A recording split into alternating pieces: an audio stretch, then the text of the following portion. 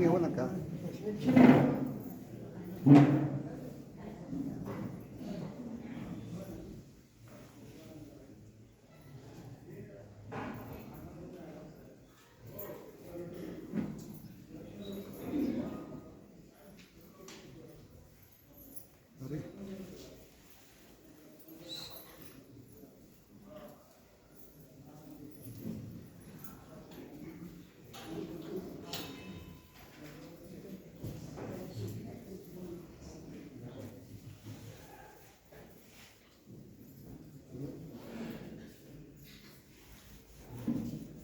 थोडं भजन करूयात.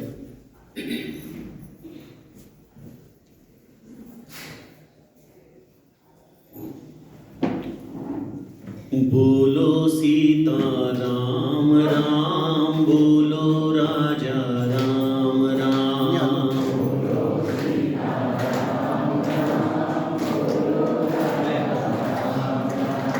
बोलो सीता राम राम, बोलो राजा राम राम.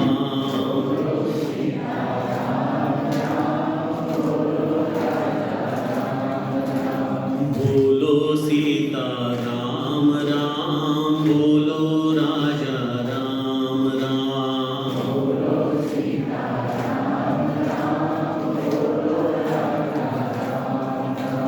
बोलो सीता राम राम, बोलो राजा राम राम. बोलो सीता राम राम, बोलो राजा राम राम.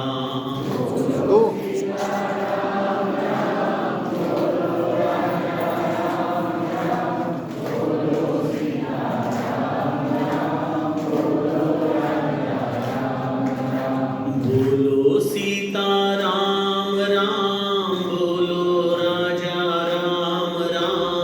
बोलो सीता राम राम, बोलो राजा राम राम.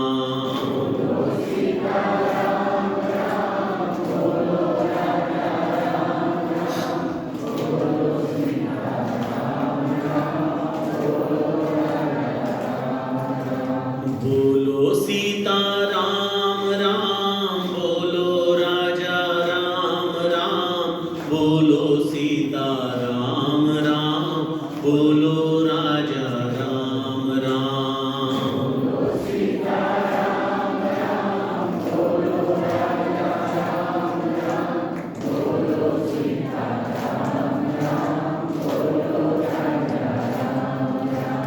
बोलो सीता राम राम, बोलो राजा राम राम.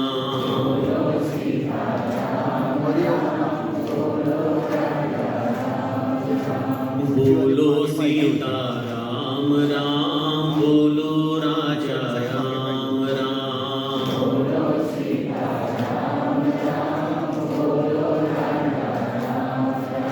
बोलो सीता राम राम, बोलो राजा राम राम.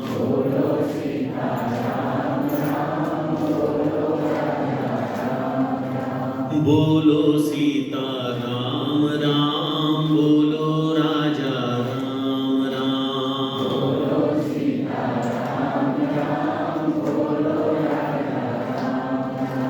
जानकी जीवन स्मरण जय जय राम.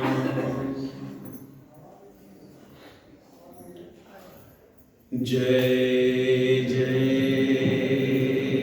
रघुवीर समर्थ. जयाचा जनी जन्म, नामार्थ झाला. जयाने सदा वास नामात केला. जयाच्या मुखी सर्वदा नाम कीर्ती. नमस्कार त्या ब्रह्म चैतन्य मूर्ती.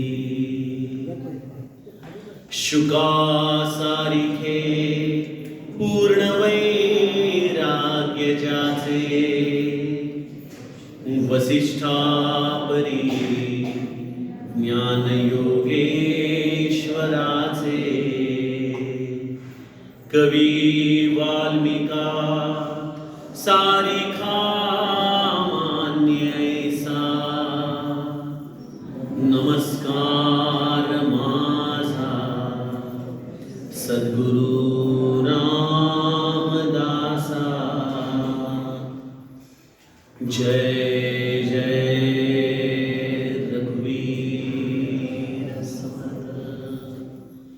श्रोता वक्ता श्रीराम समर्थ जय रघुवीर समर्थ।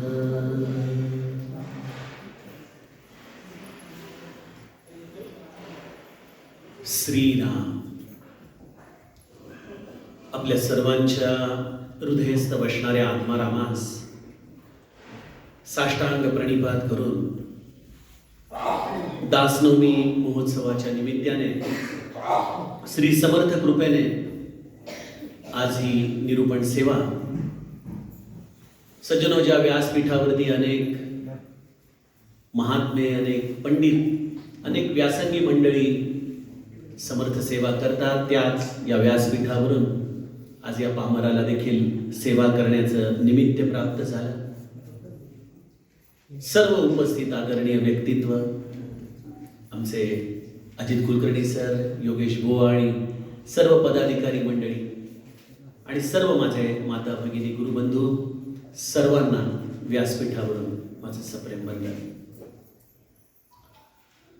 सज्जनो आत्ताच 8 ते साधारणतः 8:15 पर्यंत समर्थ समाधी समोर निरूपण सेवा झाली आणि त्या विचाराच्या चक्राची आवर्तनच मनामध्ये घेऊन व्यासपीठावरती येऊन बसलोय।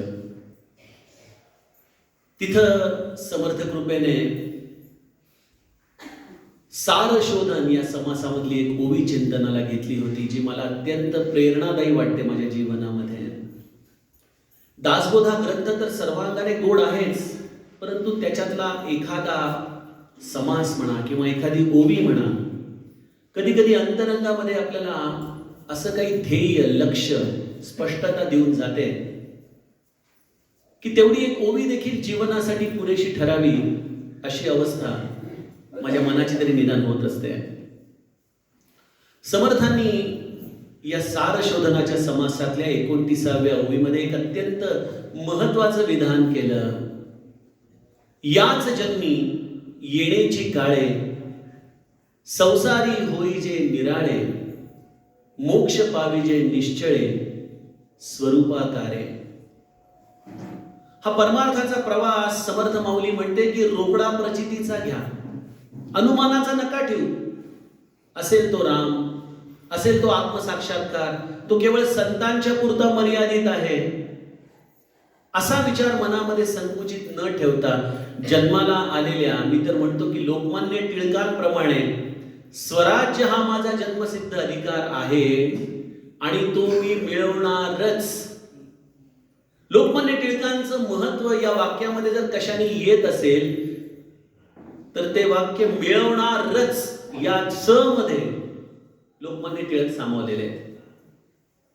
हा निश्चय, हा ध्येय हे समर्थांना परमार्थामध्ये देखील अभिप्रेत आहे। आमच्या गोंदवल्याला मोक्ष प्राप्तीचं रहस्य ब्रह्मानंद महाराजांनी सांगितलं आणि त्यामध्ये त्यांनी सगळ्यात पहिल्यांदा विधान केलं की सद्गती आणि परमपदाची प्राप्ती व्हावी अशी ज्यांची खरी आणि तीव्र इच्छा असेल। 2 शब्द वापरले, खरी आणि तीव्र इच्छा। जिथं खरी इच्छा आहे पण तीव्रता नसेल, इंटेन्सिटी नसेल, उत्कटता नसेल तर ती खरी इच्छा ही कधीच कृतिशील होत नाही। आणि जसं समर्थ म्हणतात की निरूपणामध्ये ऐकल्यानंतर खूप छान वाटतं, असं वाटतं की आता उठून लगेच जपालाच लागावं, पण ती उत्कटता कुठपर्यंत टिकते? महाद्वारापर्यंत टिकली तरी खूप झालं। पूज्य बाबा म्हणायचे, गोंदवल्याला आलो की असं वाटतं की आता बस नामस्मरणासाठी आयुष्य, पण परत जायला बस स्टॉपवर गेलो की ते मानगुटीवर प्रपंचाचं भूत पुन्हा येऊन बसतं. ही अशी आमच्या सामान्य जीवनाची अवस्था आहे. आणि त्यामुळं परमार्थामध्ये रोकडी प्रचिती घेणं हे जे समर्थांचं ब्रीद आहे, ध्येय आहे. समर्थ म्हणतात, अरे किती काळ तो उधारीचा व्यवहार करायचा, रोकडी प्रचिती कधी घेणार आपण? मानस पूजा आणि प्रत्यक्ष दर्शन याच महदांतर. तुम्ही प्रत्यक्ष त्या रामाचं दर्शन घ्या, स्वतःचं जीवन कृतकृत्य करून टाका, धन्यता बाळगा, हे समर्थ माऊलीचं सांगणं. आणि मग सज्जनो, तिथल्या निरूपण सत्रामध्ये विवेक विचारावरती विशेषत्वाने मी बोललो. आणि नाथ भागवतामध्ये सुमंत्राने जी रामदर्शनासाठी 7 दरवाजे ओलांडले, त्या 7 दरवाजांची चर्चा आपण त्या निरूपण सत्रामध्ये केली. आणि ते 7 दरवाजे कुठले? तर श्रवण आहे, साधन आहे. तुम्हाला साधनेच्या पश्चात नित्यानित्य विचार, मनन, वैराग्य, साक्षात्कार, अशा दृष्टीने या सुमंत्राने ते 7 दरवाजे आपल्याला तिथं सांगितले. त्या सूत्राचं चिंतन मनामध्ये चालू असताना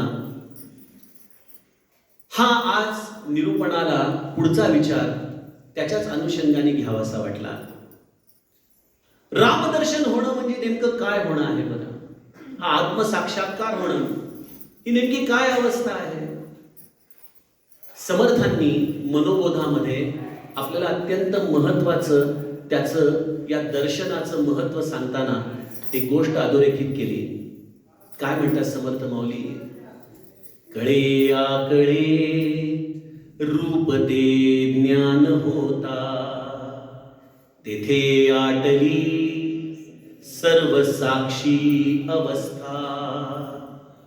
मनाहून मनी शब्द कुंठित राहे, तोगे तोची तो राम सर्वत्र पाहे.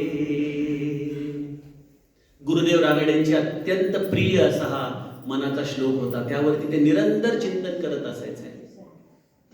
सज्जनो, मनाच्या श्लोकातला हा श्लोक ज्याच्या अंतःकरणामध्ये रुजला, जो निरंतर यावरती विचार करू लागला, त्याला एक गोष्ट तर निश्चित कळाली पाहिजे की जे मोक्षदर्शन समर्थांनी सांगितलं की याच जन्मी येणोची काळे, संसारी होई जे निराळे, मोक्ष पावी जे निश्चळे, स्वरूपाकारे, ते रामदर्शन कशाने होतं? तर कळे आकळे रूप ते ज्ञान होतं. ज्ञान झाल्याशिवाय रामदर्शन होत नाही. आणि ज्ञान म्हणजे काय, या प्रश्नाचं देखील ज्ञान आम्हाला होत नाही. ज्ञान म्हणजे काय? कशाला ज्ञान म्हणायचं? कुठलं ज्ञान झालं असता रामदर्शन होतं?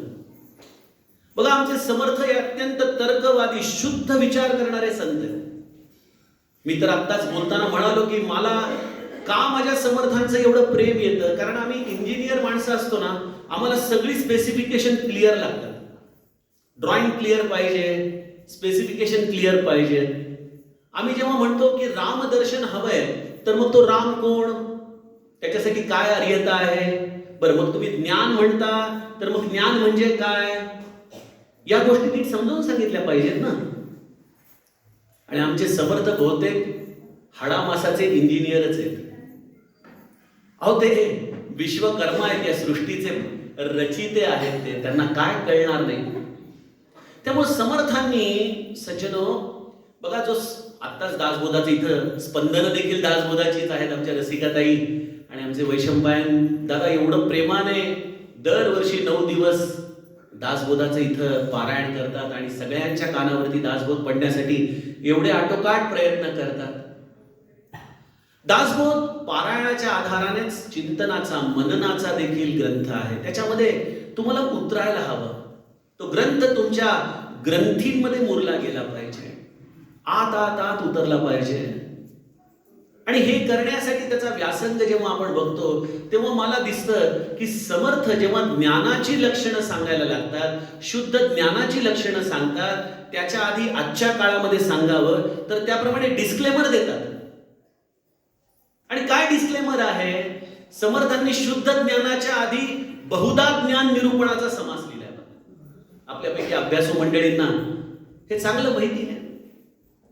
बहुधा ज्ञान निरूपण आणि शुद्ध ज्ञान निरूपण असे दोन समास समर्थांनी लागोपाठ सांगितलेले. का सांगितले असावेत? कारण आजच्या काळामध्ये शुद्ध ज्ञान आणि बहुधा ज्ञान याची अशी काही सरमिसळ झालेली आहे की आम्ही कुठल्या तरी एखाद्या सिद्धीच्या आधाराने आलेल्या ज्ञानालाच आत्मज्ञान समजून बसतो. समर्थांना तर तुर्यावस्था देखील ज्ञानात्मक वाटत नाही. तुर्यातीत अवस्था या दृष्टीने समर्थ ज्ञान सांगतात. अगदी आजच्या काळामध्ये जे अत्यंत तरुणांमध्ये वंदनीय आहेत, आदरणीय आहेत आणि हिंदू धर्माचं अतिशय उत्तम काम करतात असे बागेश्वर धाम यांना देखील लोक गुरुपदावरती आरूढ करतात. माझं त्याच्याबद्दल ऑब्जेक्शन नाही, पण एक लक्षात घ्या, ती एक सिद्धी आहे जे बहुधा ज्ञान निरूपणामध्ये येतं. कारण की समर्थांनी कदाचित असे संत मंडळी कलियुगात येतील म्हणून पहिल्यांदा सांगून ठेवलं की जो मानसपूजेमध्ये चुकला आणि तो तुमच्या मनातलं काहीतरी ओळखून जर तुम्हाला करेक्ट करायला लागला तर तुम्ही त्याला आत्मज्ञानी समजण्याची चूक करू नका.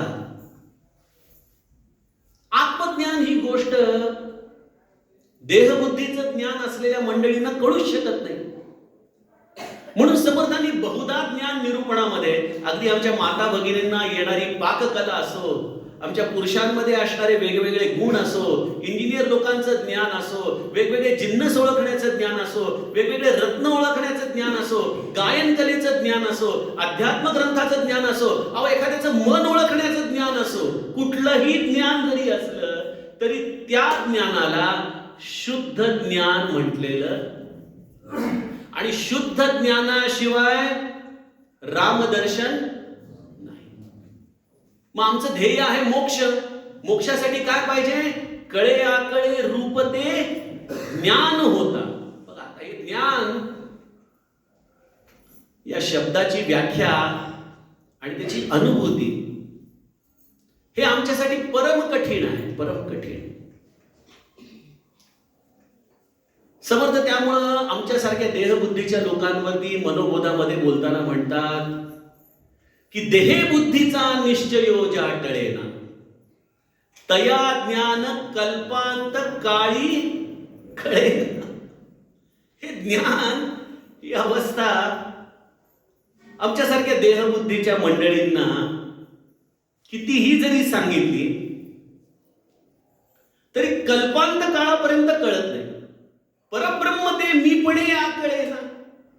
काय सांगावं, किती स्पष्ट सांगावं.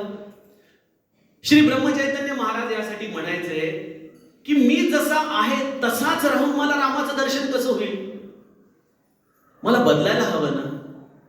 ही देहबुद्धी माझी गळून पडली पाहिजे ना. आणि मग आपण कितीही जरी पांडित्य केलं, कितीही जरी आपण ग्रंथांचा अभ्यास केला तरी देखील हे ज्ञान काही केळा आमच्या जीवनामध्ये उतरत नाही. समर्थ म्हणतात कळेना कळेना कळेना ढळेना ढळेना ढळे संशयो ही ढळेना गळेना गळेना अहंता गळेना बळे आकळेना मिळेना मिळेना. काही केलं तरी ती वस्तू मिळत नाही, कळत नाही, ढळत नाही. कारण आमच्या देहबुद्धीच्या भूमिकेमधून आम्हाला आत्मबुद्धीमध्ये जायला हवं. देहबुद्धी ते आत्मबुद्धी करावी हे समर्थ सांगतात. अन्यथा ज्ञानाच्या बद्दल कितीही चर्चा केली तरी ज्ञान हे कळू शकत नाही. नाही ज्ञानेन सदृशम पवित्रम इह विद्यते. भगवद्गीता सांगते ज्ञाना इतकं पवित्र या जगामध्ये दुसरं काही नाही, जे तुमच्या देहबुद्धीला जाळून टाकेल, जे तुम्हाला रामाची भेट घडवून आणेल, कळे आकळे रूप ते ज्ञान होता या अवस्थेपर्यंत घेऊन जाईल. आणि ते याच जन्मामध्ये करण्यासाठी समर्थांनी विवेकाचा सारासार विचार सांगितला. पण आमच्यापैकी किती जणांना तो पटला आणि आम्ही आमच्या आयुष्यामध्ये उतरवला, हा खरा प्रश्न आहे. पदोपदी आम्ही विवेकापासून ढळतो, पदोपदी आम्ही ध्येयापासून ढळतो. क्षणोक्षणी आम्हाला आमच्या या विषयाची ओढ सारखी खाली खेचत असते, सदा विषयो चिंतिता जीव झाला. समर्थांनी जणू काही मेडिकल रिपोर्ट देऊन टाकला आमच्या हृदयाचा, की सतत विषयाचं चिंतन मनामध्ये आहे. हा विवेक विचार कसा प्रगटणार, काय होणार? आणि त्यातून हे गणित आणखीन अवघड होतं. जेव्हा समर्थांना विचारलं की ठीक आहे, मग बहुधा ज्ञान म्हणजे ज्ञान नाही, मग शुद्ध ज्ञान म्हणजे नेमकं काय?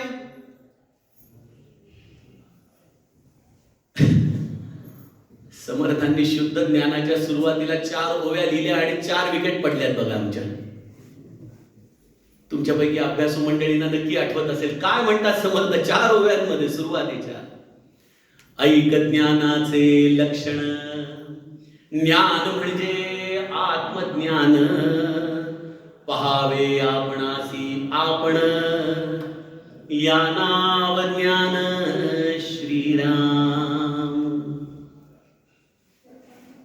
गमतीने म्हणतो की आरशात उभं राहिल्यानंतर ही ओवी आठवू नका. पहावे आपणासी आपण, या नाव ज्ञान.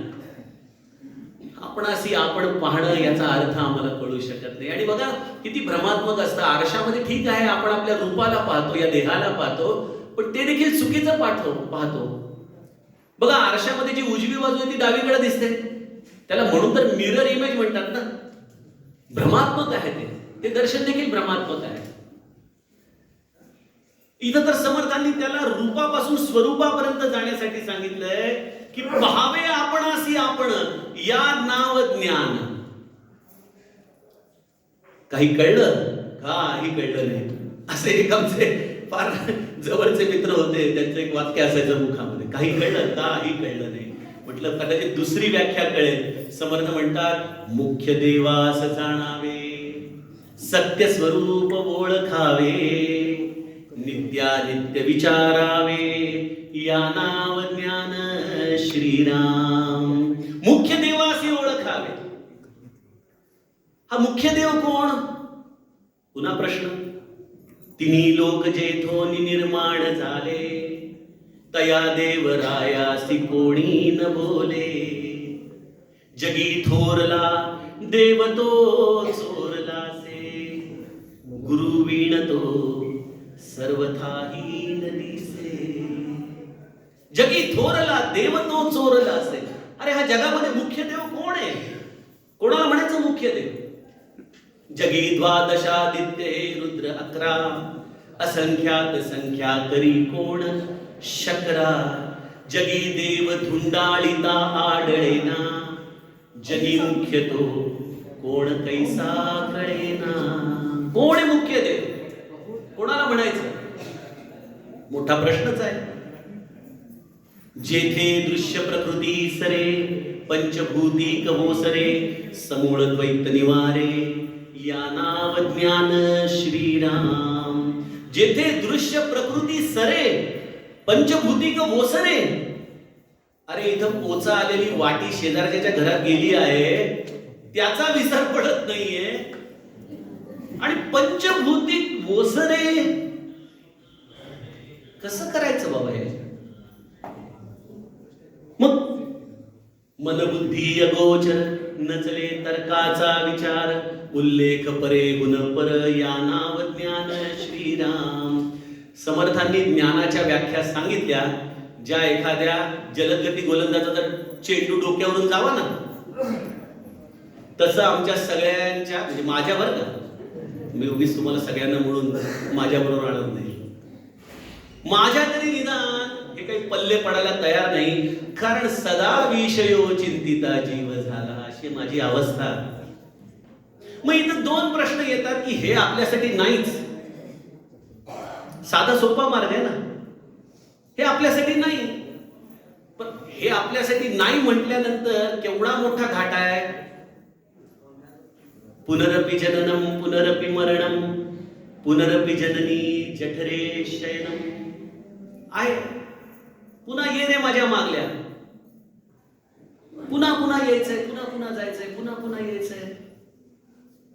मला गमतीने आठवतं, एकदा 2 मुलं 10वीत नापास होतात.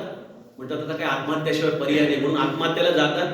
आत्महत्या करताना एक जण म्हणतो अरे थांब थांब थांब, मी ऐकले की मेल्यानंतर पुन्हा जन्माला यावं लागतं.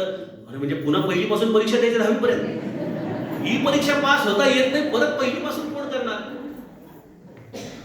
नाही नाही नाही, कॅन्सल कॅन्सल कॅन्सल. मला सांगा, आमची देखील अशीच अवस्था आहे.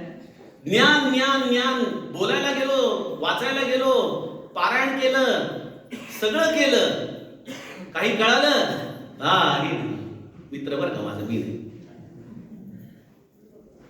पण नाही केलं, नाही कळून घेतलं तर पुन्हा मरण आहे समोर. आणि मग समर्थांची ही जी ओवी सार शोधनातली सांगितली ती तर दुरापास्तच. याची जन्मी येण्याची काळे, संसारी होईचे निराळे, मोक्ष पाविजे निश्चळे स्वरूपाकारे. म्हणजे फार मोठा गुंताच आहे. भ्रमे चुकले हित ते आकळे ना. मग आम्ही या सगळ्या आत्मनिवेदन भक्तीची जेव्हा अवस्था बघतो, जेव्हा आत्मनिवेदनाचा समास वाचतो, जेव्हा शुद्ध ज्ञानाचा निरूपणाचा समास वाचतो, तेव्हा आम्हाला एक प्रश्न मनात पडला पाहिजे. सज्जनो, आज दासनवमीचा एवढा सुंदर पर्वकाळ चाललाय, आपण रामासमोर, समर्थांसमोर बसलेलो आहोत. कधीतरी त्यांना असं मनापासून विचारावं असं वाटलं पाहिजे ना आपल्याला, की समर्थ हे ज्ञान आमच्यासारख्या देहबुद्धीच्या मंडळींना नाही का मिळणार? Are we not eligible? आम्हाला कधीच कळणार नाही का? काहीतरी उपाय सांगा स्वामी. आम्ही तुम्ही सांगता म्हणून नाम घेतो, नाही असं नाही. आम्ही सांगता तुम्ही म्हणून दासबोध ऐकतो, आम्ही तुम्ही सांगता म्हणून आम्ही सत्संग ऐकतो. पण आमची प्रगती या ज्ञानात्मक प्रांतामध्ये कधी होणार? कधी होणार? कधी होणार? सज्जनो, हे मुमुक्षत्वाचं जीवनामधली प्रचिती आहे की जेव्हा खरंच असं वाटेल की अरे समर्था, हे सगळं ज्ञान आम्हाला मिळेल का रे? कधी आम्हाला हा अनुभव येईल का? आपण म्हणता रोकडी प्रचिती घ्या, पण ती रोकडी प्रचिती आम्हाला कधी मिळेल? आम्ही काय करावं? आम्ही काही तुझ्यासारखे समर्थ नाही, आम्ही काही संसार त्याग करू शकत नाही. आपण म्हणता परिसंग सोडून सुखी राहावे, पण आमचा संग असा काही संसाराशी झालेला आहे की आम्ही काही केल्या मनाने त्याचा संगातीत होऊ शकत नाही. मग आमच्यासारख्या जीवांनी करायचं तर काय करायचं? हा प्रश्न सज्जनो आपल्याला या दासनवमी उत्सवाच्या निमित्ताने पडला पाहिजे. ही अंतर्मुखता तरी निदान यायला हवी की नाही नाही नाही, मी नाही समर्थांना शोभत माझ्या. जेव्हा समर्थ मला म्हणतायत की अरे तू समर्थाचे लेकरू, अभिमाने घेतला संसार, अभिमान टाकता पहिलं पारू पावशील बापा. मला त्यांनी तर लेकरू म्हटलंय, पण मला त्या बापाचं मान उंचावेल असं कधी वागता येईल? त्यांचा हा जो वारसा आहे त्या वारशाला मी कधी पायी होईन? महाराज म्हणतात एखाद्या श्रीमंत बापाच्या पोटी जन्माला आलेला पोरगा जर भीक मागताना दिसला तर त्या बापाला जसं दुःख होतं ना, तसं मला तुम्हा जीवांकडे बघितल्यानंतर होतं म्हणाले. सगळं आतमध्ये आहे, पण काय अवस्था आहे? भ्रमे नाडळे वित्तते गुप्त झाले, जीवा जन्म दारिद्र्य ठाकोनी आले. देह बुद्धीचा निश्चयो जाटळेना, जुने ठेवणे मीपणे आकळेना. मला नाही कळत आहे प्रभू, नाही कळत आहे.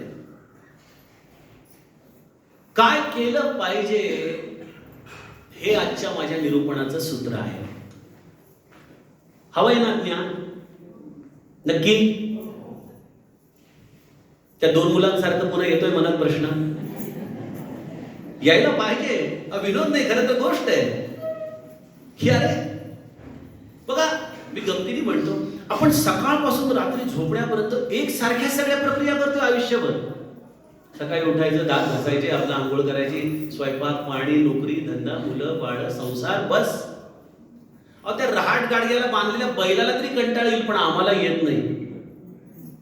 तेच जीवन मृत्यूचं सत्य, तेच. आणि जेव्हा या गोष्टीकडे आपण थोडंसं त्रयस्थ होऊन पाहतो तेव्हा लक्षात येतं की आत्मज्ञानाची काय गरज आहे. आणि जोपर्यंत ही तृष्णा लागत नाही ना सज्जनो, तोपर्यंत या ज्ञानाची कवाडस आमच्या अंतःकरणात येत नाही. मी नेहमी गमतीने म्हणत असतो की माझी अवस्था कशी आहे. लहानपणी नगरला आमच्या केडगावला जत्रा असायची आणि माझी आई मला त्या जत्रेला घेऊन जायची. मला काही देवीचं प्रेम नव्हतं. त्या जत्रेमध्ये खेळणी मिळायची भरपूर आणि मग आई मला हाताला धरून जायची. जसं मंदिर जवळ येईल तसं मी आईला हिसके द्यायचो. अगं आई ते आई हे. आणि आई म्हणायची अरे पहिले दर्शन. 6वा दशक काय सांगतो देवशोधनाचं. पहिले दर्शन आणि मग खेळणी. समर्थ आता आईच्या जागेवर उभे आहेत, हाताला धरून रामाकडे नेत आहेत आणि आपण काय म्हणतोय, अहो समर्थ ते प्रपंच, त्या प्रपंचातली खेळणी, त्या मुलाबाळांची हे ते. समर्थ म्हणतात अरे पहिले रामाचं दर्शन घे बाळा, मग खेळणी आहेतच ना आयुष्यभर. नाही ते राहू दे, रामाचं राम कुठं जातोय. सज्जनो असं करत करत आयुष्य संपून जातं, पण राम दर्शन काही केल्या हृदयामध्ये येत नाही बघा आमच्या. काय त्या बापाला होत असेल त्रास, विचार करा. श्री महाराज म्हणतात मंदिराच्या बाहेर बसलेला एखादा भिकारी जसा आषाढभूतपणे बघत असतो ना लोकांकडे, त्याप्रमाणे मी तुमच्या सगळ्यांकडे बघतो. तुम्हाला नामाचं प्रेम हवंय? अहो तुम्हाला हवंय का नामाचं प्रेम? तुम्हाला राम दर्शन हवंय का? पण एखादा ब्रह्मानंद, एखादा कल्याण शिष्य तयार होतो जो खऱ्या अर्थाने यांचा वारसा घ्यायला तयार होतो. अन्यथा आमच्यासारखे हिंगजिऱ्याचे गिराईकच लक्षावधी कोट्यानुकोटी आहेत की जे या रामापासून सुख प्राप्त करण्यासाठी परमार्थ करतात. राम कोणालाच नकोय, प्रत्येकाला रामापासून मिळणारं सुख हवंय. आणि आमचा राम कसा आहे, सुखानंद आनंद कैवल्यदानी. तो सुख आणि आनंद देईल, तो नुसता आनंद देईल किंवा ज्याला कैवल्याची अपेक्षा त्याला कैवल्याचं दान देखील करेल. जो जे वांछील तेला. तुम्ही तुमच्या मनात धारणा जी कराल ते तुम्हाला रामराया देईल. पण गंमत अशी आहे की ती धारणाच माझ्या मनात येत नाही की मला तो राम हवाय. ही धारणा कधी येते जीवनामध्ये? ती धारणा येते ज्या वेळेला असे समर्थांसारखे संत जीवनामध्ये येतात. आपल्याला तोपर्यंत सज्जनो या रामदर्शनाची कोणी दिशाच देऊ शकत नाही. तोपर्यंत आम्हाला कोणी आयुष्य जगण्याचं ध्येय सांगू शकत नाही. सद्गुरु जीवनामध्ये येणं म्हणजे काय, जीवन जगण्याचं ध्येय प्राप्त होणं हा सद्गुरूचा खरा अनुग्रह आहे, खरी कृपा आहे.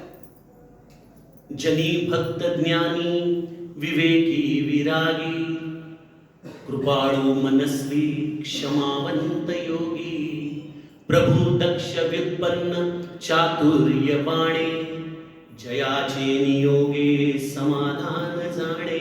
आमच्या जीवनामध्ये असा सद्गुरू येणं, तो आपल्या जीवनामध्ये येणं हे खऱ्या अर्थाने जीवनाचं महत्भाग्य आहे. आणि आज आमच्या सगळ्यांवरती केवढं मोठं महत्भाग्याची कृपा आहे बघा.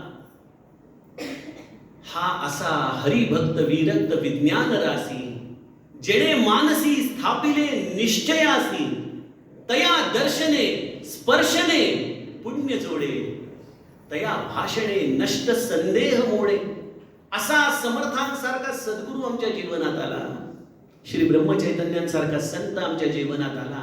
सज्जनो, ह्यापेक्षा आणखीन अनुकूलता दुसरी असू शकत नाही मोक्ष प्राप्तीसाठी. यापेक्षा आणखीन अनुकूलता असू शकत नाही. आता बघा, सगळं अनुकूल झाल्यानंतर जर एखादा विद्यार्थी पास होत नसेल तर यामध्ये कोणाचा दोष आहे?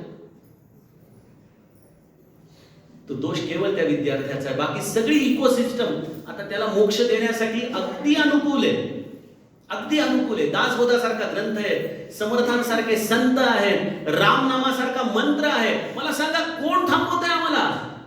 कोण थांबवतंय? आणि हे ज्ञान हवं आहे, पण ज्ञान म्हणजे काय कळत नाही, ज्ञानाची व्याख्या कळत नाही. अशा वेळेला सज्जनो, समर्थ आम्हाला एक अत्यंत महत्वाचं सूत्र देतात की बाबांनो, तुम्हाला ज्ञान कळत नाही ना, काही हरकत नाही. तुम्हाला ग्रंथ कळत नाहीत ना, काही हरकत नाही. तुम्हाला मी एक साधा मार्ग देतो, तो मार्ग जर तुम्ही अंगीकारला तर तुम्हाला आत्मज्ञान प्राप्त होईल. आजच्या काळात शॉर्टकटचा जमाना आहे ना. मी तुम्हाला असा मार्ग देतो की जनी साधने वीण सन्मार्ग लागे. समर्थांनी आपल्यासारख्या लोकांची अवस्था आधीच जाणली आणि म्हणून समर्थ म्हणाले की एक गोष्ट करा. एक गोष्ट जर तुम्ही केली तर याच जन्मात तुम्हाला आत्मज्ञान होऊ शकेल. कुठली गोष्ट करा ते या आजच्या निरूपणाचं सूत्र आहे. असो गुरुचे ठाई अनन्यता, मग तुझं काय से रे चिंता, वेगळेपणे अभक्ता उरोची नको श्रीराम. बघा, जेव्हा असं एखादं लेकरू भोकाड पसरतं ना आईसाठी, अगं नाही कळते मला, नाही कळते, एखादं गणित अवघड आहे, मग एखादी आई काय करते, अरे कसं नाही कळत तुला, बरे तू घाबरू, रडणं बंद कर, मी आहे ना. ती आई जसं लेकराला कडेवरती घेते, हाताला धरून करून घेते ना. ज्याच्या हृदयामध्ये हा भाव आला की समर्थ हे ज्ञान म्हणजे काही कळत नाही, हे शुद्ध ज्ञान म्हणजे काही कळत नाही, की आत्मसाक्षात्काराची अवस्था कधी मिळणार माहित नाही, या जन्म मृत्यूचा कंटाळा आलाय, हे वैराग्य हा मनुष्याच्या अंतःकरणामध्ये जेव्हा प्रविष्ट होतो तेव्हा या ओवीचं खरं महत्व आपल्याला कळतं की हाच एक राजमार्ग आहे. समर्थांनी त्या शिष्याला हे सांगितलं, असो गुरुचे ठाई अनन्यता. तुला काही कळत नाही ना, तू माझ्या ठाई अनन्य होऊन जा. सर्व धर्म परित्याज्यम मामेकम शरणम. आपण म्हणतो ना भगवद्गीतेमध्ये की तुला काहीच कळत नाहीये ना, तुला ग्रंथ कळतोय ना, तुझ्याकडून साधन घडतंय, काहीच कळत नाहीये.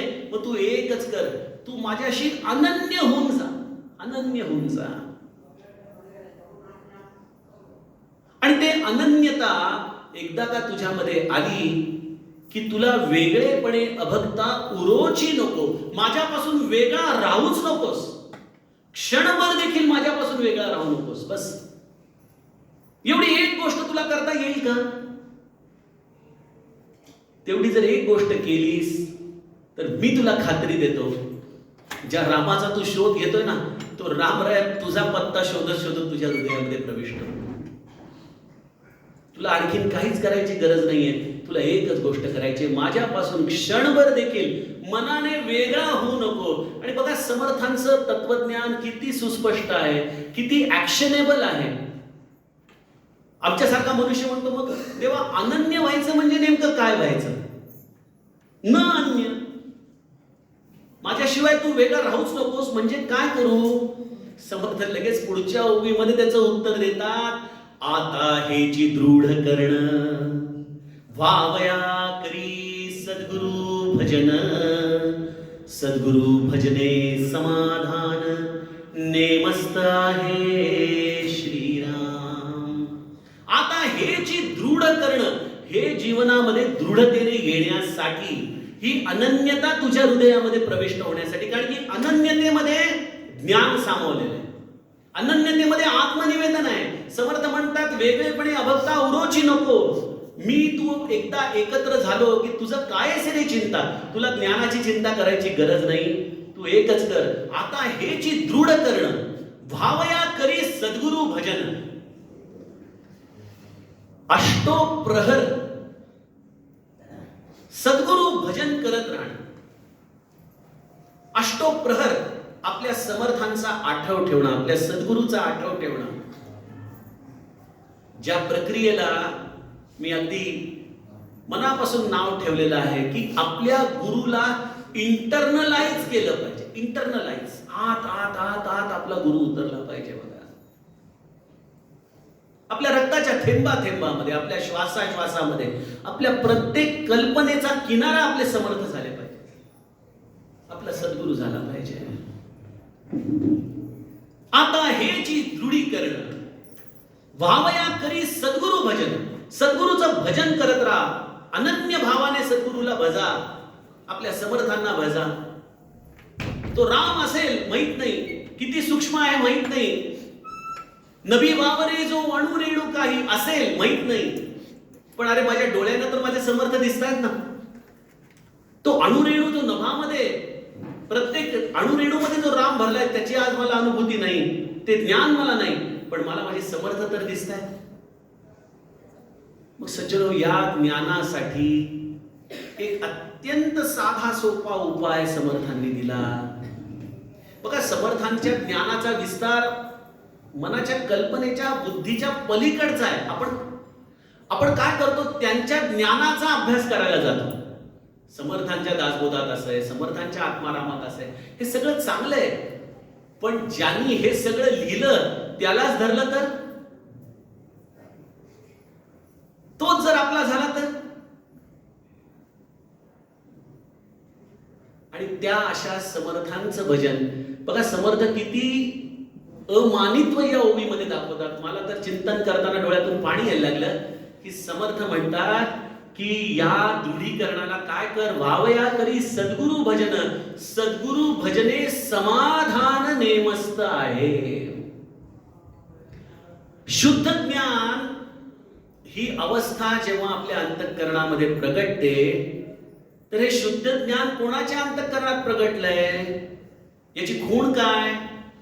आम्ही आमच्या गोंदवल्याला म्हणतो, समाधी पाहता समाधान होते.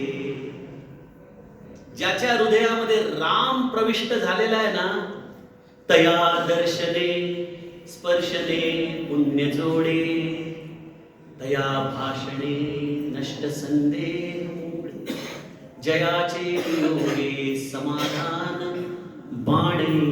बघा, या संत सत्पुरुषांच्या जीवनात आम्हाला का यावं लागतं इथं, का आम्ही येतो समर्थांच्या पायाशी? माऊली हरिपाठात म्हणते त्याप्रमाणे, प्रपंची निमाले साधू संगे. इथं आम्ही शांत होतो कारण हा समाधान स्वरूप समर्थ इथं आहे.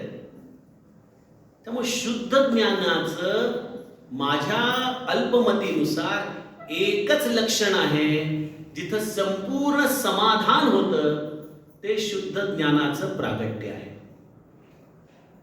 शुद्ध ज्ञान म्हणजे पांडित्य नाही, शुद्ध ज्ञान म्हणजे ग्रंथ कंठस्थ करणं नाही, शुद्ध ज्ञान म्हणजे एखाद्या वेगवेगळ्या विषयांवरती अत्यंत प्रभावीपणे बोलणं नाही. शुद्ध ज्ञान म्हणजे एकच, जया दर्शने स्पर्शने पुण्य जोडे, तया भाषणे नष्ट संदेह मोडे. मला त्याच्याकडे बघत राहावंसं वाटतं, मला दुसरं त्याच्यातलं काहीच कळत नाही. आमच्या गोंदवल्याला महाराज देहात असताना पटाईत मावशी नावाच्या एक महाराजांच्या सेवेकरी होत्या. अशिक्षित होत्या, अनपढ होत्या, आणि महाराज एखाद्या वेदांताचं, नाथ भागवताचं सूत्र प्रतिपादन करताना तासन तास बोलायचे, अस्खलित वेदांत सांगायचे महाराज, आणि ही पटाईत मावशी असं तोंड उघडं करून त्यांच्याकडे बघत बसलेली असायची अशा अद्भुतपणे. सगळं झालं की लोक नमस्काराला यायचे, महाराज मावशीकडे बघून म्हणायचे, काय मावशी काय कळालं का? मावशी म्हणाली, काही कळालं नाही बाबा म्हणे. महाराज म्हणाले, मग कशाला बसते तासन तास इथं माझ्याकडे बघत? म्हणे, महाराजा खरं सांगू का, माझी एकच साधन आहे, तुझ्याकडे बघत राहायचं म्हणे. बस तुझ्याकडे बघून जे मला समाधान मिळतो, जो आनंद मिळतो, तो तुझ्या ज्ञानामध्ये नाही रे. महाराज म्हणाले, मावशे, हे जे सगळं सांगतो ना ते तुझ्यासाठी नाही, जे सांगतो ते तुला ऑलरेडी मिळालेलं आहे, हे तर इतरांसाठी आहे. सज्जनो, ही गंमत आहे. ज्याच्याकडे शुद्ध ज्ञान आहे तो समाधान स्वरूप असतो. आणि मग समर्थांनी जेव्हा ज्ञानाची व्याख्या सांगायला सुरुवात केली, तेव्हा आपल्याला सांगितलं की तू सद्गुरुशी अनन्य हो, असो गुरुचे ठाई अनन्यता, मग तुझं काय से रे चिंता, वेगळेपणे अभक्ता उरोची नये, हे सांगितलं. मग अनन्य झालं की ज्ञान होतं, हेही सांगितलं. मग काय म्हणतात, आता ह्याची दृढीकरण भावया करी सद्गुरु भजन, आणि मग सद्गुरु भजने समाधान नेमस्त आहे. म्हणजे काय, या समाधानाचा जो तुला अनुभव येतो हाच शुद्ध ज्ञानाचा अनुभव आहे. त्यामुळे सद्गुरुशी अनन्य झालं की ज्ञान आपोआप प्राप्त होतं, आपोआप कळतं. आम्हाला वेगळं काहीच करावं लागत नाही, फक्त सद्गुरुशी अनन्य होणं, त्याचं भजन करत राहणं हाच भाग आहे. मग आपण म्हणाल, आता सद्गुरु भजन करायचं म्हणजे नेमकं काय करायचं? सज्जनगडावरती काय मिळून राहायचं का? नेमकं काय करायचं? सद्गुरु भजन करायचं. बघा आता नवमी चालू आहे ना, हे 9 दिवस आपण समर्थ स्मरणामध्ये घालवतोय ना. ही नवमी जर एक प्रयोगशाळा समजली तर आयुष्याची नवमी करायला पाहिजे. ज्याला आयुष्याची नवमी करता येते त्याला सज्जनो आपल्या गुरुपासून वेगळं राहण्यासाठी कुठलेही कष्ट किंवा त्याला प्रयास करावे लागत नाही की आपण गुरुशी संलग्न राहावं. वेगळेपणा हा तर आमचा स्वभाव आहे, पण ही नवमी आपल्याला आपल्या आयुष्यामध्ये निरंतर साजरी करता यायला पाहिजे. ही दास नवमी. आणि या नवमीचे 9 अंग आहेत. ज्याला हे 9 अंग आपल्या जीवनामध्ये अंगीकारता आले, ज्याला आपलं मन निरंतर या नवमीमध्ये ठेवता आलं, तो गुरुच्या शिवाय वेगळं काही बोलणारच नाही.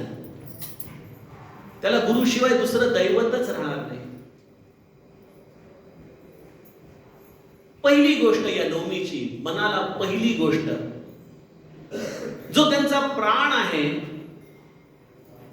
अशा नामाला घट्ट धरून राहणं म्हणजे गुरुला घट्ट धरून राहणं आहे, गुरुला अनन्य होऊन राहणं आहे.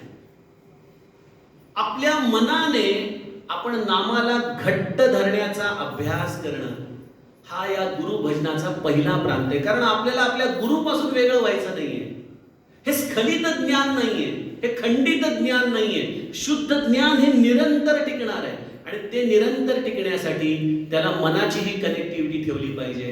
आणि मनाची कनेक्टिव्हिटी ठेवण्याचे हे 9 मार्ग, त्यातील पहिला मार्ग आहे जो त्यांचा प्राण आहे, त्या राम नामाला आपण आपल्या मुखामध्ये निरंतर ठेवणं. निरंतर. बरा निश्चयो शाश्वताचा करावा, म्हणे दास संदेह तो विसरावा. आणि काय? घडीने घडी सार्थकाची करावी. आपण निरंतर क्षणोक्षणी या नामाला धरणं म्हणजे सदा संगती सज्जनाची धरावी. बघा किती स्पष्ट आहे. जर थोडस रीड बिटवीन द लाईन वाचलं तर लक्षात येतं की समर्थांची जर नित्य संगत ठेवायची असेल, अनन्यता ठेवायची असेल तर पहिला मार्ग समर्थांनी सांगितला, घडीने घडी सार्थकाची करावी. आणि त्याला ब्रह्मचैतन्य आणखीन सोपं करताना म्हणतात, आलेल्या क्षणावरती नामाची मोहर उमटवणं म्हणजे त्या क्षणाचं सोनं करणं आहे. त्या क्षणाचं सोनं करणं आहे. त्यामुळे आपण आपल्या गुरुशी अनन्य राहण्यासाठी निरंतर हव्यास करावा नामाचा. निरंतर हव्यास. आणि ते नाम किती गोड दिलंय आम्हाला. बहु चांगले नामया राघवाचे, अति साजिरे स्वल्प सोपे. किती गुणधर्म आहेत. फुकाचे करी मूळ निर्मूळ घेता भवाचे, जीवा मानवा हेची कैवल्य साचे. याहून काय सोपी साधना द्यावी शुद्ध ज्ञानासाठी आम्हाला संतांनी. बस निरंतर राम राम राम त्रयोदशी मंत्र आपल्याला जतन करायचा आहे. जाता येता उठता बसता किती मोकळीक द्यावी. गुरुशी अनन्य राहण्याचा अत्यंत साधा सोपा सुलभ उपाय आहे. आपल्या गुरुचं प्राणप्रिय असलेलं नाम. हा नवमीचा पहिला दिवस झाला. पहिला दिवस महत्वाचा असतो कारण त्या दिवशी कोटीपूजन आहे, त्या दिवशी सगळं करणं आहे, त्या दिवशी अधिष्ठान आहे. सज्जनो, त्याप्रमाणे जीवनामध्ये नामस्मरण हे अधिष्ठान झालं पाहिजे आमचं उत्सवाचं. दुसरा गुरुशी अनन्य होण्याचा मार्ग त्यांच्याच कृपेने मला वाटतो तो म्हणजे गुरुच्या रूपाशी आपण अनन्य व्हावा. बघा, समर्थांसारखं स्वरूप आणि समर्थांसारखं रूप या डोळ्यांना पाहायला मिळणं यासारखं सुख नाही हो दुसऱ्या जगामध्ये खरोखर. मनी लोचनी श्रीहरी तोची पाहे, जनी जाणता भक्त हो निराहे. मनामध्ये लोचनामध्ये निरंतर आपल्या समर्थांना बघत राहावं. त्यांचे ते मोठे विशाल सागरासारखे डोळे, त्यांचं ते ज्ञानाचं अत्यंत व्यक्त रूप असलेली त्यांची ती आभा, त्यांच्या चेहऱ्यावरती असलेली ती अपार सात्विकता, प्रेमाचा तो सागर, तो करुणा रूप, ते समुद्र, आमच्यासारख्या सामान्य जीवांसाठी असलेली कणव, किती रूप सांगावं आपल्या समर्थांचं. बघा, मन जर नामामधून धावू लागलं दुसरीकडं, तर मनाला रूपाकडे वळवावं, आपल्या समर्थांचं रूप आठवावं, समर्थांची मानस पूजा करावी, समर्थांना आपल्या समोर बसून संवाद करावा. हे सगळं घडू शकतं सज्जनो. आपण का करतो हे? कारण असो गुरुचे ठाई अनन्यता.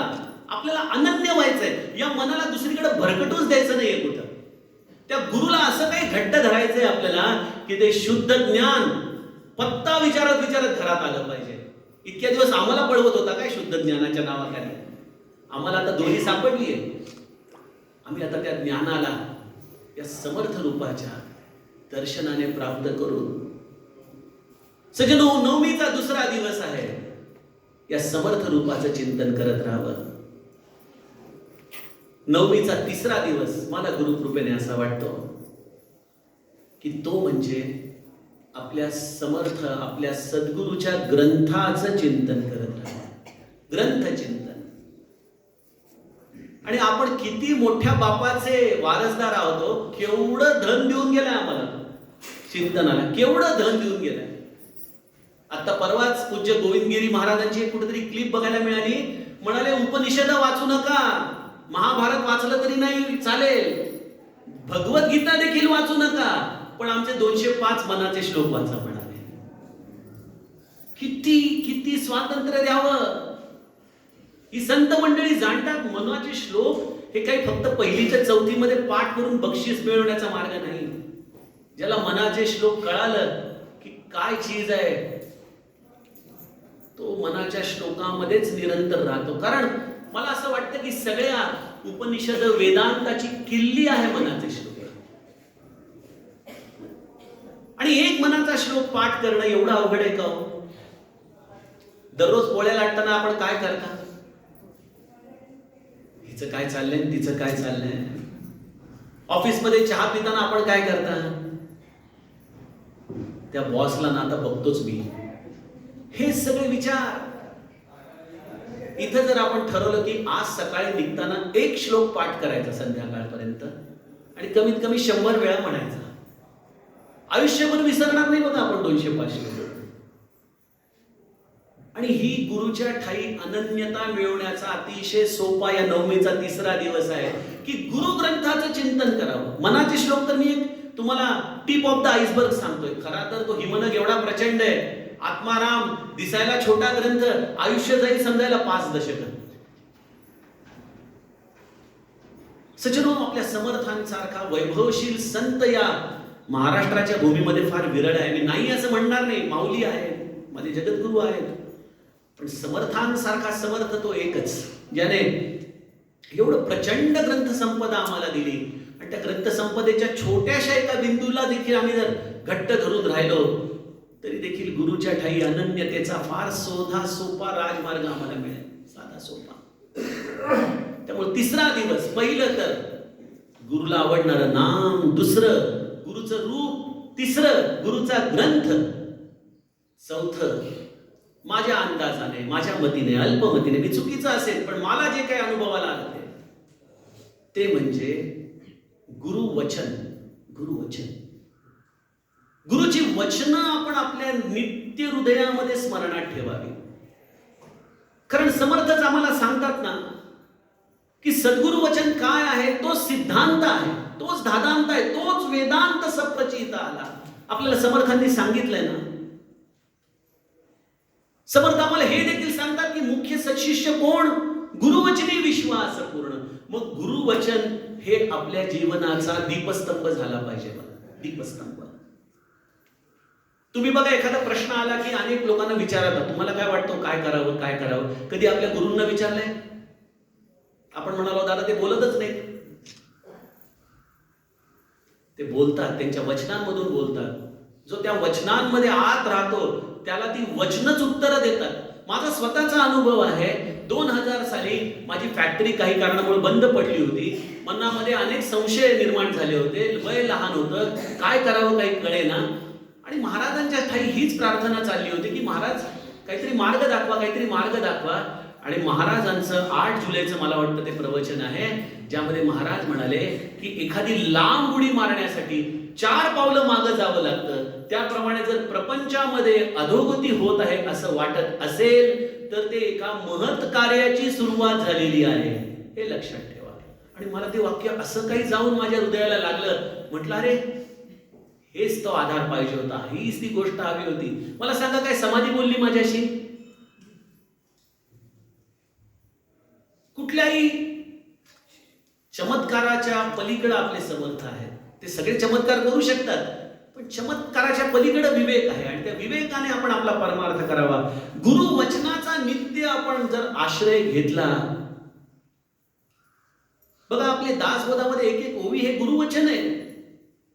ऑफिसमध्ये क्रेडिट मिळालं नाही आपल्याला, काय होतं, खूप त्रास होतो. अहो मी एवढं सगळं केलं पण बघा ना मला नाही काही त्यांनी हे केलं. समर्थांची ओवी आठवावी. मी करता ऐसे म्हणसी तेणे तू कष्टी होशी, राम करता ऐसे म्हणसी पावसी यश कीर्ती प्रताप. त्रास कशाचा आहे? अहंता गुणे सर्वही दुःख होते, मुखी बोलिले ज्ञान ते व्यर्थ जाते. काय बघा, गुरुवचन गुरुवचन गुरुवचन. आपल्या गुरुला आपण आपल्या असं अंतःकरणामध्ये घट्ट धरून राहावं. पहिली गोष्ट गुरुचं नाम, गुरुचं रूप, गुरुचे ग्रंथ, गुरुचे वचन. 5वी गोष्ट मला असं वाटतं ते म्हणजे गुरुचं धाम. गुरुचं धाम. उठता बसता जाता येता सज्जन गडवासी माझे रामदास माये, माझे रामदास माये. सज्जनगड निवासी माझे रामदास माये. तो सज्जनगडावरचा रामदास हा माझा मायबाप आहे. आणि त्या सज्जनगडाचं, त्या समाधीचं, त्या मंदिराचं, या रोमारोमाचं, या वाळू मातीच्या कणाकणाचं चिंतन, आपल्या धामाचं चिंतन निरंतर मनाने करणं हे गुरुशी अनन्य होण्याचा 5वा मार्ग आहे. माझ्या दृष्टीने ही 9वी मधली पंचमी आहे की आपण या धामाशी एकरूप होऊन राहावं. बघा इथं संघ शब्द म्हटलेला आहे आणि संघ हा मनाचा असतो, साथ ही देहाची असते. लोकांना नेहमी उलट करतात. लोकांना वाटतं की सज्जनगडावरती राहिलो. बघा हे तर मी आताच प्रसादे काकांशी बोलत होतो, म्हटलं इथं राहणं म्हणजे तपस्या आहे, तपश्चर्या आहे लोकांची, जे कोणी इथं निरंतर राहतात. पण हे भाग्य जरी तुमच्यापैकी प्रत्येकाला मिळालं नाही तरी संघ करण्याचं भाग्य मात्र प्रत्येकाकडे आहे. तुम्ही त्या मनाने संघ त्याच्याशी ठेवू शकता, त्या धामाशी संघ ठेवू शकता. साधं घड्याळ बघताना अरे किती वाजले, इतके वाजले का, मग आत्ता गोंदवल्यामध्ये काय चाललं असेल, आत्ता सज्जनगडाला काय चाललं असेल, अशा क्षणामध्ये विचार येणं म्हणजे धामाशी संलग्न होणं आहे. आपण आपल्या सद्गुरूच्या धामाशी संलग्न राहावं. आपल्या सद्गुरूचा आठव अशा पद्धतीने 5व्या सूत्राने करावा की सद्गुरूचं धाम निरंतर आपण ठेवावं. त्यामुळे सद्गुरूचं नाम, सद्गुरूचं रूप, सद्गुरूचे ग्रंथ, सद्गुरूचं वचन, सद्गुरूचं धाम आणि आता 5वा कुठला सांगितला जो असेल तो, असे एक एक एक एक एक सूत्राचा विचार करत आपण पुढे जावं. 6वी गोष्ट मला गुरुकृपेने दिसते ती म्हणजे सद्गुरूच्या समाधीचा आठवण नित्य ठेवावा. नित्य डोळ्यासमोर आपल्या समर्थांची समाधी आपण स्मरणामध्ये ठेवावी. जेव्हा कधी आतमध्ये जाऊन आपण जलाभिषेक केला असेल, जेव्हा तो स्पर्श आपल्या कपाळी झाला असेल, जेव्हा कधी तो हाताला स्पर्श झाला असेल, त्या स्पर्शाला आपण आठवत राहावं. बघा आपल्या मनामध्ये समाधीमध्ये आपले समर्थ आहेतच. आपल्या कल्याण स्वामींनी ज्या उत्कटतेने समर्थांची त्या रात्री उपासना केली असेल, त्या उपासनेमुळे समर्थांनी जणू काही प्रत्यक्ष दर्शन दिलं की मी त्या समाधीमध्ये आहेच, निरंतर आहे. त्यामुळे इथं प्रत्यक्ष समर्थांचा वास आहे या समाधीमध्ये. आणि त्या समाधीचं नित्य स्मरण ठेवणं हा गुरुशी अनन्य होण्याच्या नवमीचा 6वा दिवस मला वाटतो बघा. पण आपल्या गुरुच्या समाधीचं नित्य चिंतन करावं. 7वी गोष्ट मला गुरुचिंतनामध्ये जाणवते आणि ती म्हणजे गुरुच्या स्पर्शित वस्तूंचं आपण स्मरण ठेवावं. बघा, आपल्या मंदिरापासून जेव्हा आपण शेज घराकडे जायला लागतो तेव्हा समर्थ स्पर्शित किती वस्तू आहेत. आपलं काय भाग्य आहे. आपल्या कल्याण स्वामींचा हंडा आहे, समर्थांचा पलंग आहे, यज्ञकुंड आहे, त्यांचा पिण्याचा तांब्या आहे, कुबडी आहे, दंड आहे, मारुती रायाने दिलेली वल्कल वस्त्र आहेत. आणि या सगळ्याला आपल्या समर्थांचा स्पर्श झालेला आहे. ही गोष्ट किती मनाला प्रसन्नता देणारी आहे. त्या केवळ वस्तू म्हणून बघू नका. ही लोचनी पाहता दृश्य भासे. आपण या डोळ्यांनी पाहिलं तर अरे हे काय तांब्याच आहे. पुन्हा संशय, हा खरंच समर्थांच्या काळातला असेल का. उठे संशयो वाद हा दंबधारी, तुटे वाद संवाद तो हितकारी. संशय संशय म्हणून माझ्या समर्थांनी दासबोधामध्ये लिहिलंय, व्यर्थ संशयाचे ज्ञान. घेतला संशय, गेलं सगळं. अरे ते आहेच माझ्या समर्थांचं आहे. आणि रामदास अभिमानी, आम्हाला त्याचा अभिमान वाटला पाहिजे की माझ्या समर्थांच्या स्पर्शाने पावन झालेल्या या वस्तू. इथे नाम आहे, इथं समर्थांचा निवास झालेला आहे. इथली रज मस्तकी आपण धारण केली पाहिजे. हा आदर भाव, हा गुरुभाव हा आपण आपल्या मनामध्ये ठेवावा, जेणेकरून आपले समर्थ निरंतर आपल्या बरोबर आहे. हा भाव सज्जन. 8वी गोष्ट मला अशी वाटते की समर्थ कृपेने आपण आपल्या या गुरुच्या स्पर्शित वस्तूंच्या बरोबरच आपल्या गुरुच्या गुणांचं चिंतन निरंतर करावं. गुणांचं चिंतन. कसे होते आपले समर्थ, कसा होता आपला सद्गुरु. दिनाचा दयाळू, मनाचा मवाळू, स्नेहाळू कृपाळू, जनीदास पाळू, तयांतरी क्रोध संताप कैचा, जगी धन्य तो दास सर्वोत्तमाचा. आपल्या गुरुच्या गुणांचं दर्शन घ्यावं, गुणांचं चिंतन करावं. आणि गुणांच्या चिंतनाने काय होतं. म्हणे दास रघुनाथाचा गुण घ्यावा. तो गुण आपल्यामध्ये उतरला पाहिजे. दिनाचा दयाळू, मनाचा मवाळू, स्नेहाळू, कृपाळू, हे सगळं काही आपल्या जीवनामध्ये उतरणं आपल्या गुरुचं गुण. मला तर सांगू का, गुरु कृपेने मी रामकथा करतो आपण जाणता, पण माझी रामकथा नसते, माझी गुरुकथा असते. मी फक्त गुरुकथा गातो. कारण माझा गुरु आणि माझा राम यामध्ये मुळी भिन्नताच नाही. कारण माझ्या रामाला ज्यांनी हृदयामध्ये उतरवलं त्या रामाचे सगळे गुण गुरुच्या जीवनात आले. आणि मग गुरुचे गुण आळवता आळवता राम आळवला जातोच की आपोआप. त्यामुळे गुरुच्या गुणांचं चिंतन हा एक गुरुशी अनन्य होण्याचा फार सुंदर राजमार्ग आहे. आणि शेवटचं आणि अंतिम, गुरुचरित्राचं निरंतर चिंतन करावं. गुरुचरित्राचं. कसे माझे समर्थ फडताळात बसले असतील, कशा राणूबाई शोधत असतील, कशा गेल्या असतील तिथं. आणि मग त्या फडताळामध्ये कसं कपाटाच्या मागं हे छोटे नारायण दिसले असतील. आणि मग कसं आईने विचारलं असेल, अरे नारायणा काय करतोस इथं. आणि छान शांत टपोरे डोळे उघडून नारायणाने आईकडे कसं स्मित हास्य करून बघितलं असेल. कसं म्हणाले असतील, आई चिंता करतो विश्वाची. कसं हे विश्वाची चिंता करत असेल हे लेकरू. कसं त्याला एवढ्या 8व्या वर्षी विश्वाची चिंता लागली. इथं माझी प्रपंचाची चिंता मिटत नाही, यांना 8व्या वर्षी विश्वाची चिंता कशी लागली असेल. कसं माझे समर्थ टाकळीला गोदावरीच्या नदीत माध्यानीपर्यंत उभे राहिले असतील. कसे ते मासे लचके तोडत असताना देखील हे स्थिर बुद्धीने त्या पाण्यामध्ये उभे राहत असतील. कसं गायत्रीचं पुरस्करण केलं असेल माझ्या स्वामींनी. कसं देशाटन केलं असेल, कसे मठ स्थापन केले असतील. हा चरित्रामध्ये किती प्रसंग आहेत.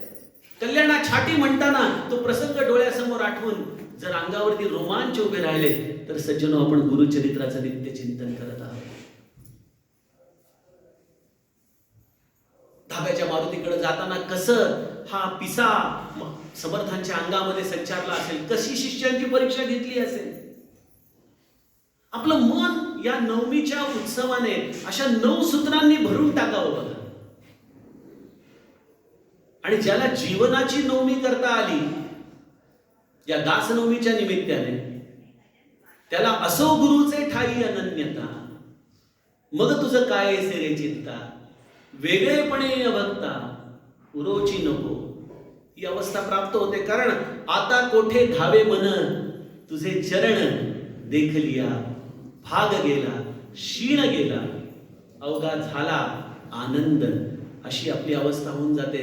समर्थ चरण असे हृदयामध्ये घट्ट ज्यांनी धरले, त्याला शुद्ध ज्ञान प्राप्त करण्यासाठी वेगळं काहीच करावं लागत नाही. हेच मला या सूत्राच्या आधाराने आपल्याला सांगायचं होतं. तेवढं आपण करतच आहात आणि तेवढंच अधिक उत्कटतेने आपण करावं आणि त्यांच्या कृपेने त्यांचं स्मरण आपल्या हृदयामध्ये नित्य बसावं, ही समर्थ चरणी प्रार्थना करतो आणि वाणीला विराम देतो. जानकी जीवन स्मरण. जय जय राम.